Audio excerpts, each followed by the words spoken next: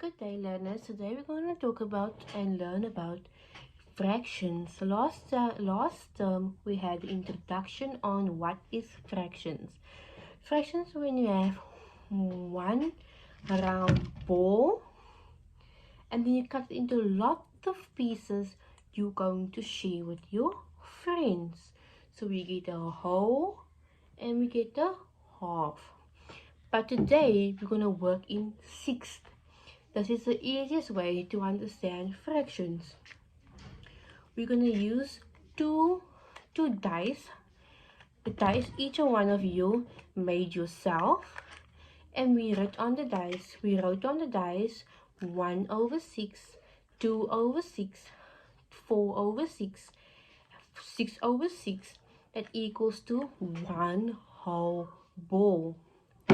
We have 5/6. Both dices will have these two on these numbers on them written down. So in each group there will be two learners in each group. Each learner in the group will have one chance to throw the dice. Once the one learner have thrown the dice, they're gonna have a stack of these cards. A stack of these cards.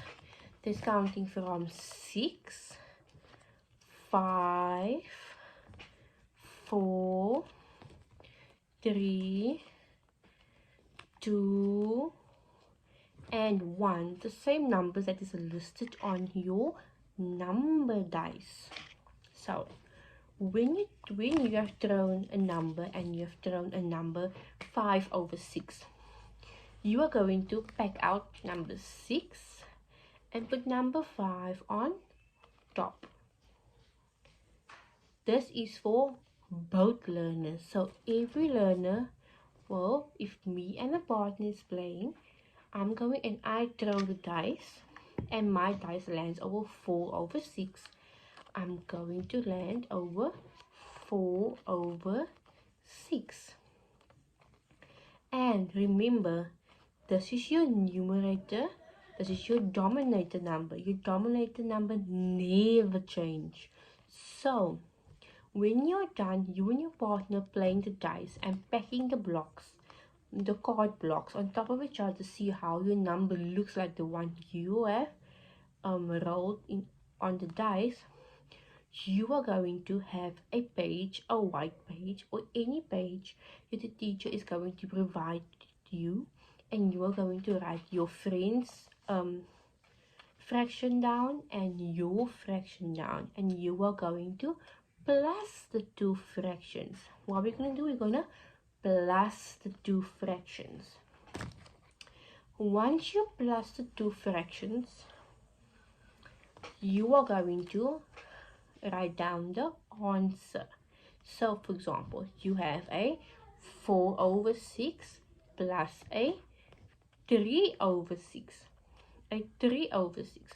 What is going to change? Your numerator number and not your denominator number. So when you plus your sums, your denominator number will stay the same. So your answer will be then 6. Your denominator always stays 6. And then you're gonna plus the two numerator numbers, so it's going to be 4 plus 3 equals to 7. So it will be 7/6. That is too big. So this exercise and game activity will help you guys to know the value of your fraction numbers and how to count up fraction numbers and how to understand the fraction block, because these cutouts come out of a fraction block. When you put 3 of the 6s together, 3 of the 5s together, you will see the pyramid of how the blocks is. The one is smaller than the other.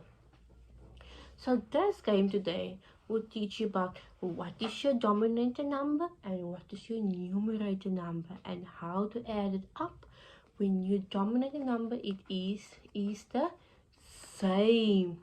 So once you and your friend, as you guys sitting in a row, so once you and your friends done with playing the dice for 10 times. How many times did you play the dice?